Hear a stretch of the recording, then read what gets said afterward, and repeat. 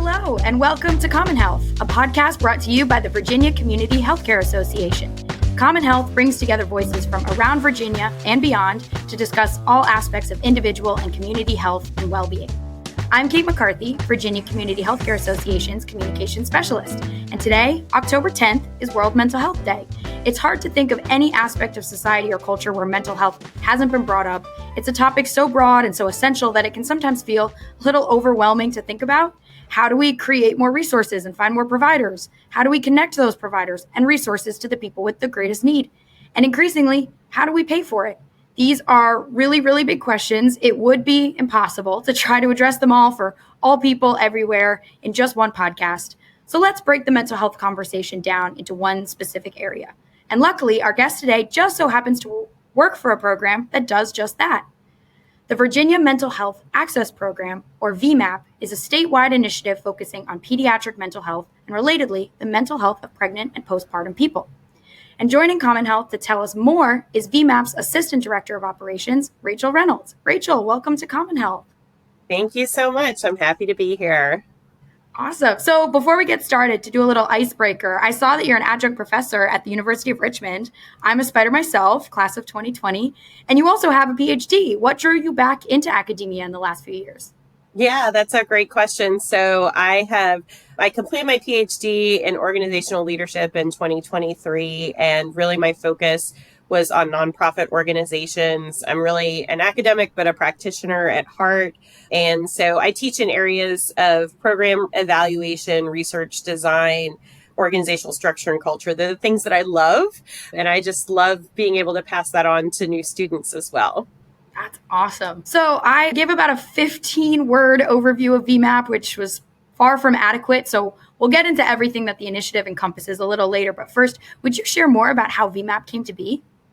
Yeah, so it really is a program that started because we know we have a huge workforce shortage in mental health care. It's not just in Virginia, it's nationwide, but we feel this particularly in Virginia as well.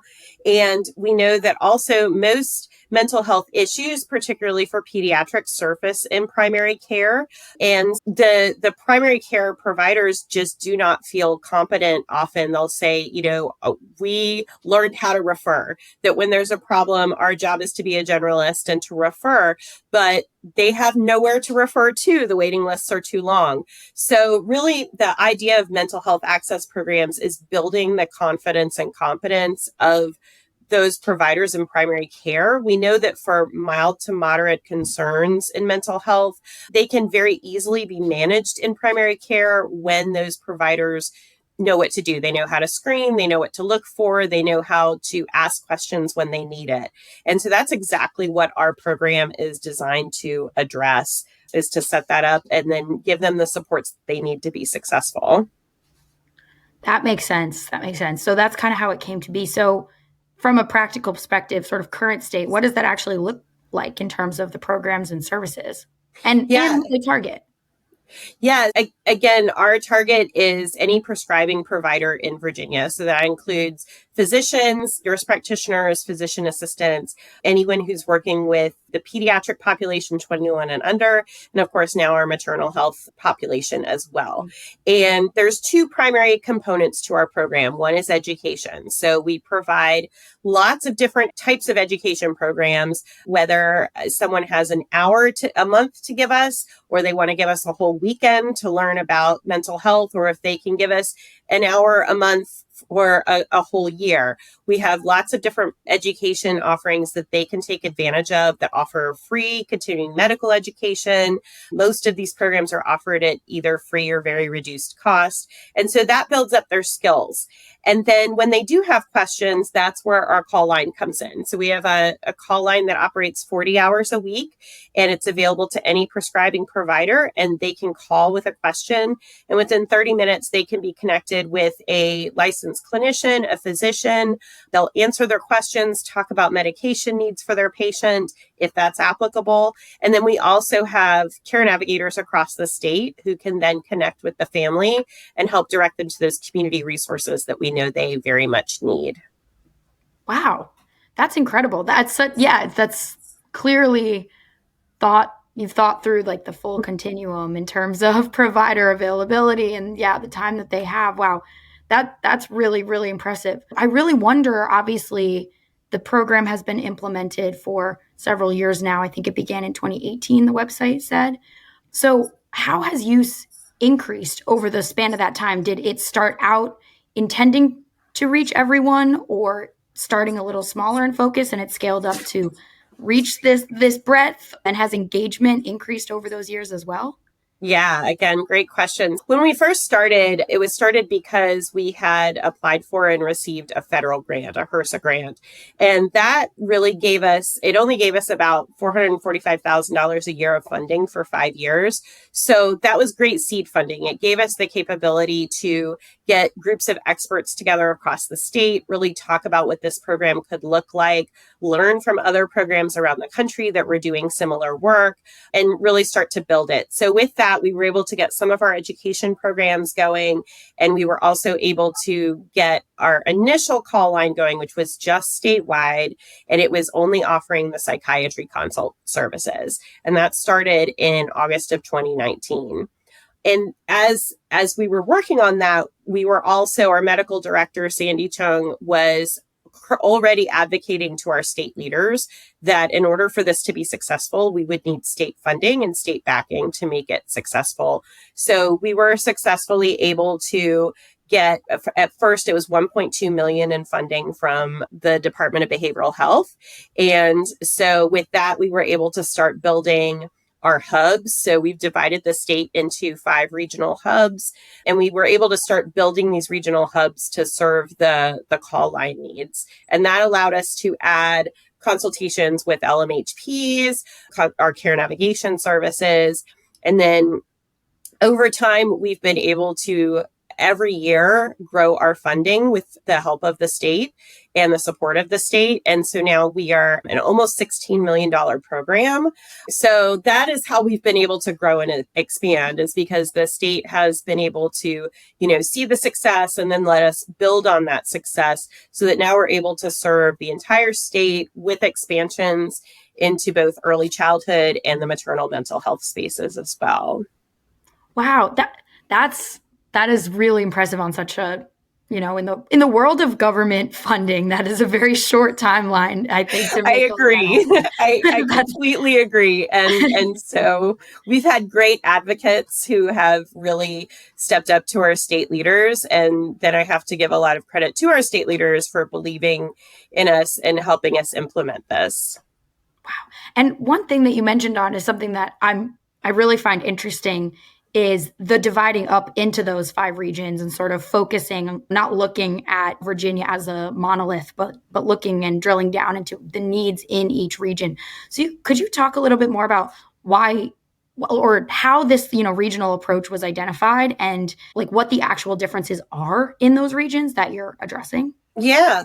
So I think this is something that's not super unusual for Virginia. A lot of our state programs are divided into regions because we know that the regions of our state are diverse. We have metropolitan areas. We have very rural areas. There's challenges in each of those areas around access to healthcare.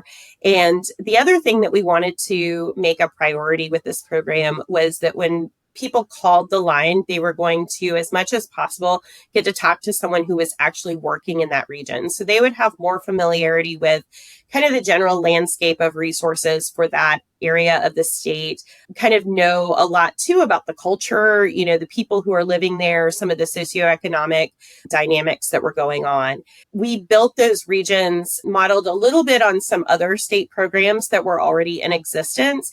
And then we also partner with hospitals in each of those regions to help us staff the program. So that also helped us determine where those regions were located. And so our partners who are working in those regions, they do a couple of things that really help. One is our LMHPs are largely the ones that are doing outreach to the providers in the area. So telling them about VMAP and why they should use our program, really talking to them on an individual basis about what challenges are you facing in your practice? And it looks really different, to talk to a nurse practitioner in Abingdon compared to a physician out in Virginia Beach. They're facing different needs and challenges in their work. And so that allows for that. And then also for our education, we're able to speak to some of the different things that happen in different regions across the state. Yeah, that makes sense. That does lead me to also a question. I know, there's the funding is different. So have you noticed, we're noticing that there's rural health is losing a lot of funding. There's closures happening. Is that something that's affecting your providers and the program in those areas, sort of availability of the providers to even participate because of these differences? Yeah, I'm not sure if right now it's so much affecting their participation, but it is different. So I think one of the things that we've noticed, for example, is that in rural areas, first of all, there's more family practitioners than there are just direct pediatricians. And a lot of times we're also working in rural areas with a lot more independent practices rather than those that may be hospital based. So I think it just kind of impacts the dynamics of how those providers are doing their work and kind of being able to speak to, what their day to day looks like, even, finding the time to call our line or knowing what to do about certain particular cases when they're working with a family, how they might work with a family. So those are some of the regional differences that we've come across. That makes sense.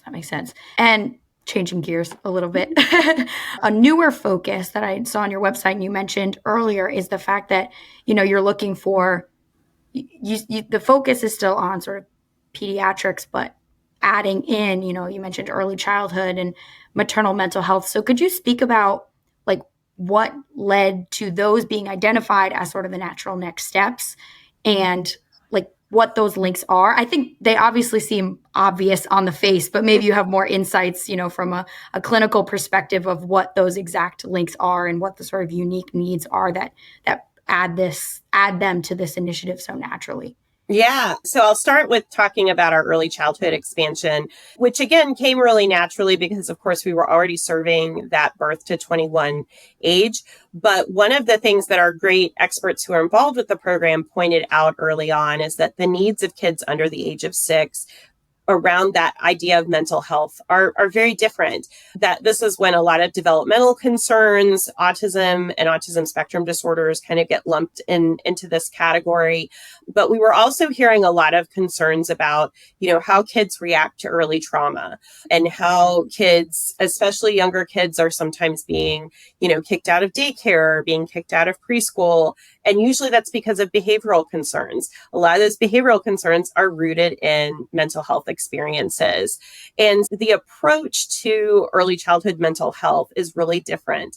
And the other thing that we learned and realized is that not all child and adolescent psychiatrists are skilled and experienced in that early age range. It's actually a specialization within child psychiatry itself.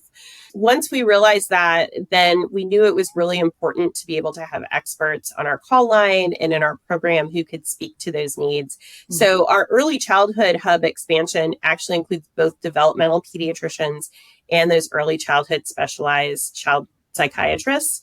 And they are equipped to answer those specific questions that come into our line about kids under the age of 6. So early on, if someone called the line, it didn't really matter what age they were calling about. They'd just go to their regional hub. But now when they call the line, they're asked, are you calling about a kid under the age of 6?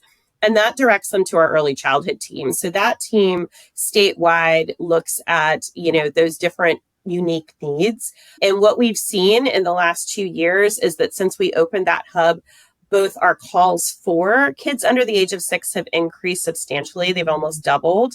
And also the needs for those kids are different. They're calling about different concerns than they're calling about for the adolescents and pre-adolescent kids. Their care navigation needs are different. They actually have higher and bigger care navigation needs than a lot of our older kids do. So it's allowed us to really specialize. And I think that helps us help the providers even more. So that's early childhood. And then the maternal health, again, is just a very natural extension into this area. We know that 20% of patients who are perinatal have mental health issues. And 3/4 of those people actually usually don't receive the care that they need. So again, it's one of those statewide and really national issues around maternal care. And a lot of pediatric mental health access programs around the country also have an aligned maternal mental health program or line that they work with. So this was just another way to serve this population and start even before birth with building those maternal relationships and serving the parent. Because if the parent is not well served, the kids aren't going to be well served either. So we expanded the VMAP for Moms Plus program, does the exact same things that our pediatric program does with call line support and education. It's just expanded now to include anyone who is or postpartum up to a year. Wow. Like it makes sense. You can think, okay, yes, we're focusing on pediatrics, bringing the maternal sort of spectrum in, bringing early childhood makes sense. But it's really interesting to hear, like the specific explanations about why. That also, you mentioned that that the early childhood especially came from concerns you were hearing from providers in particular. Is that common for how you build out new tools or areas of specialization for providers? Is responsive, or is there a mix of sort of proactive looking around the country at what other initiatives are doing, or how does that sort of process work in terms of developing new services? Yeah, so I think it is a mix. When we first started, we were looking at what other programs were offering. And so that was why we brought in the REACH Institute, which is a national curriculum. It's built. The REACH program is designed to be really a mini fellowship for primary care on how to serve mental health. So we brought in this existing program and then built our own core of staff who were able to implement the program according to their model. Same thing with the way we did our echoes. They are also modeled largely after existing programs across the country. But as we continued these programs, what the providers were coming to us and saying, okay, great, I've got the basics, but I want more. I want to know more about how to help adolescents and young adults. I want to know more about some of these early childhood issues. Can I take a deeper dive? And so that's where a lot of our existing curriculum has come from, is from, pediatricians and others saying, like, now I want to know more. And so we've built programs, and that's where we brought in Triple P, which is a program that educates. It's, again, a national program, but this curriculum helps pediatricians learn how to work directly with families in their practice, teaching them parenting skills and behavior management skills. These are all things that, they just can't learn in medical school, but it's clearly something that they see as a need. And they know that, just referring them to a specialist doesn't necessarily solve the problem either. So yeah, we've been super responsive, and we still have providers who are saying, well, what about this? What about this? And we're always looking for ways to, be responsive to what the providers want to learn. We have a program called Pearls and Pitfalls, which is twice a month. They can come to a 1-hour webinar in the evening. They can earn a CME, and we have so many different topics. So it's really great because a lot of those topics have grown out of things that our providers have said, hey, I just want to learn more about, suicidality, or how to make a safety plan, how to, talk to parents about different therapy types. And so it gives them that 1 hour where they can jump in and learn a little great nugget of information and then walk away feeling more confident in their work. Wow. That's pretty impressive. And yeah, it's really also heartening to hear that so many providers are continually looking to learn and be responsive to their individual patients, hearing, I have a case with this, so I want to learn specifically how to help this particular patient. That makes you feel good about the state of primary care. Yeah, it has been really exciting. I mean, there's always some people out there who might say, oh, this isn't for me, or I don't want to have another thing to do. But by and large, I think it's just the opposite. Most of the providers who are engaged in our program are just hungry for that knowledge. They really are invested in their patient care, and they want to do what's best for them. Right. Yeah, and I can't think of something else where it truly can affect every single patient. I don't know if you could say that about a lot of other diagnoses, that truly any single patient that walks through your door could have something that falls under the umbrella of mental health. And can imagine it must feel pretty overwhelming to, not be a psychologist or not have a clinical psychology degree. And now that's something that a significant portion of your patients are coming in with concerns around. It must your program must feel like a lifeline to a lot of providers. Yeah.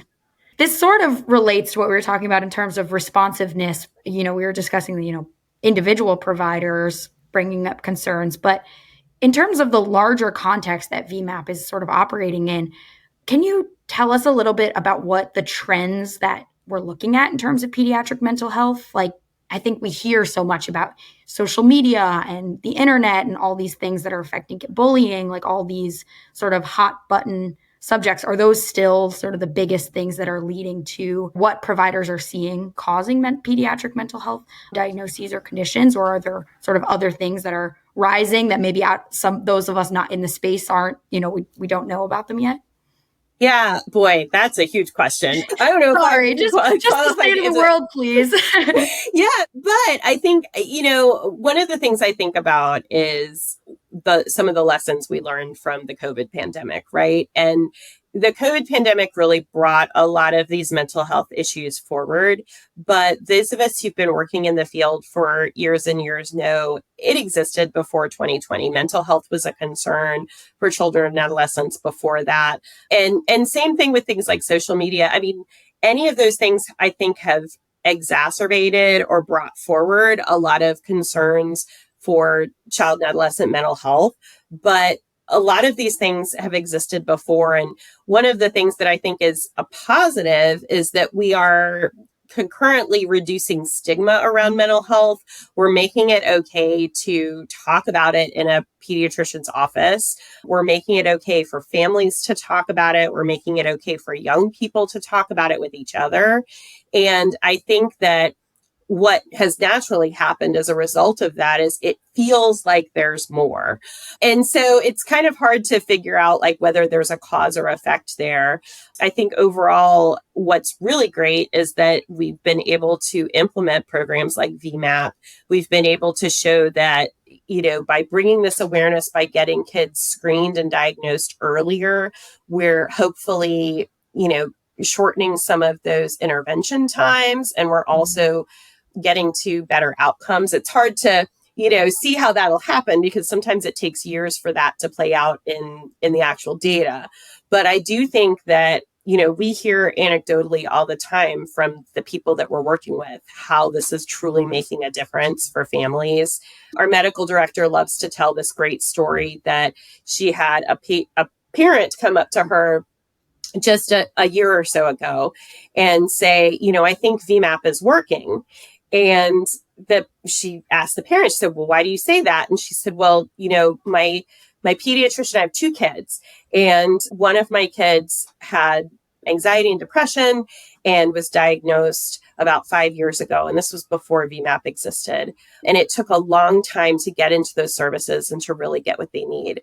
But now she has a 16-year-old who went through a similar experience. But when they went to the pediatrician's office, she knew exactly what to do. She called VMAP, she got supports, they got connected to resources faster, and she was able to see the difference that made both in her child and for her family overall. So it's just, it's like the best endorsement and story we can ever tell, because it shows what kind of a program like this can do for any child in the Commonwealth of Virginia. Right. That actually leads me to sort of my next question, which I'm really curious. How do you all internally, because I know when you have grants, you have to deliver, outcomes, but so when we're talking measuring success for a program like VMAP, you have the outcomes you have to give to the state, for the funding, but are there other metrics that you all use in terms of provider engagement or patient engagement, the next step, or the stories that you're hearing, or the sort of feedback responses from providers? Like, what goes into you all in terms of making up like what success is looking like? Yeah, boy, this is totally my language. So program evaluation all the time. So it's all of those things. At first, all we were able to do is really count, those numbers of number of calls we've received, number of providers who've registered with us, things like that. And all of those numbers are important and great. But in the last 2 to 3 years, what's wonderful is that we have enough data now that we're able to start looking at some of those dynamics. For example, we've been able to look at our call line data and see that providers who called and had also participated in an education program with us were actually screening for mental health concerns at higher rates than those who hadn't participated in education. So it really helps us see the difference that education can make in, the competence of the provider in meeting the needs. We've also been able to look at things like pre and post test scores from all the education programs that we offer. And we can see that, again, they feel much more competent. They are able to manage cases at a higher level. We've also been able to see, and this is more qualitative or anecdotal, but, the complexity of the cases that we're getting on our call line has actually increased over the last couple of years. And one of the things that tells us is that, once a provider knows what to do about an ADHD diagnosis or mild depression, they can use our guidebook, they can call once, they can attend an education program, and then they're good to go. So we don't see that data on the call line. They don't have to call us every single time they have a patient who presents that way. But then when they have the patient who has more complex behavior, they're showing an eating disorder, they're having substance use issues, they're having maybe even early psychosis. Now they're calling our line about these really complicated cases. And so our psychiatrists are able to see, and that's where it's really important for them to talk through with the provider, hey, this is what's in your scope of practice, and this is what you can do. And then we really do need to transition this patient to a psychiatrist or someone who can provide a higher level of care. And that's really exciting to see. Of course, we're learning from lots of other mental health access programs around the country too, and looking at some of their outcomes. A big thing for us was just trying to figure out how many providers across the state could we be serving and how many are we serving. And we did some research with a team at VCU last year that helped us get that number. And now we know that about 1 in 5 pediatric serving providers across the state have engaged with our program. So we still got a ways to go, but that was a great baseline number to see that in the first 5 years of our program, we've been able to get about 20% of the providers in the state engaged with us. Wow, those are some pretty impressive numbers. And you can, after sharing that, you can tell why the state continues to give you money, because yes. I can't imagine, I was thinking when you were talking about, just at the top about, what did you say, 14 million? Is that where we're at? Our budget's now about 16 million. Yeah. 16 million, which is a drop in the bucket compared to what the state budget is. But looking at how much you've been able to do with that and the reach that you've had, and I mean, even just saying the providers are no longer calling at the rates about the basic questions that they were, just is, evidence unto itself about how effective your interventions are and your programs. I can't imagine better value for the money that the state is getting out of this program. That's really, really impressive. So I guess the final question that I have is, what's next? What are you all thinking? Is it going deeper? Is it engaging with, all providers? Are there more specialty subjects that you're planning on expanding into? I think those are kind of the two ways that organizations often go. Is it deeper or is it wider? And I'm fascinated, obviously, as we know how wide it could go, but what are your plans for the future?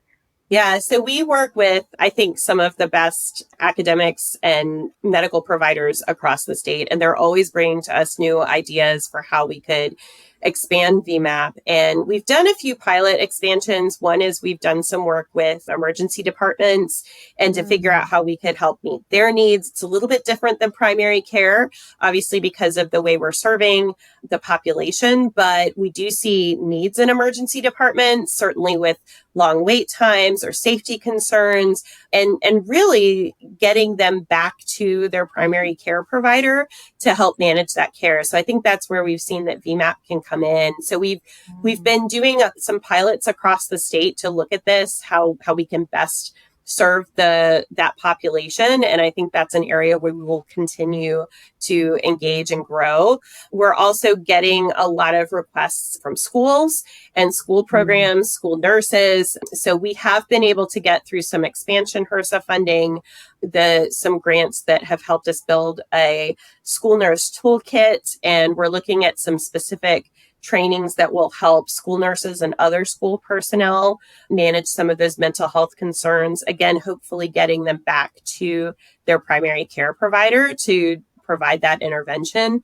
And those are the places where kids spend the most time. Is they're either at school, home with their family, or they're sometimes with their medical care. It makes sense that those are the places where we can intervene and help pediatric mental health the most. Wow, that's really exciting, and a lot of things that, intersect really closely with VCHA's work.